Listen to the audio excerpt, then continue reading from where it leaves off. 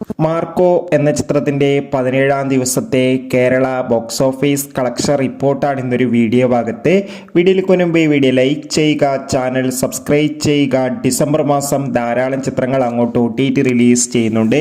നമ്മുടെ ചാനൽ ഭാഗം പരിശോധിച്ചാൽ നിങ്ങൾക്ക് കാണാൻ വേണ്ടി സാധിക്കുന്നതായിരിക്കും. ഉണ്ണി മുകുന്ദൻ നായകനായിട്ട് കബീർ സിംഗ്, ജഗദീഷ്, സിദ്ദീഖ് എന്നൊക്കെ പ്രധാന കഥാപാത്രങ്ങളായ ചിത്രമായിരുന്നു മാർക്കോ. ചിത്രത്തിന് ഇപ്പോഴും നല്ല മികച്ച പോസിറ്റീവ് റെസ്പോൺസ് തന്നെയാണ് പുറത്തുനിന്നുകൊണ്ടിരിക്കുന്നത്.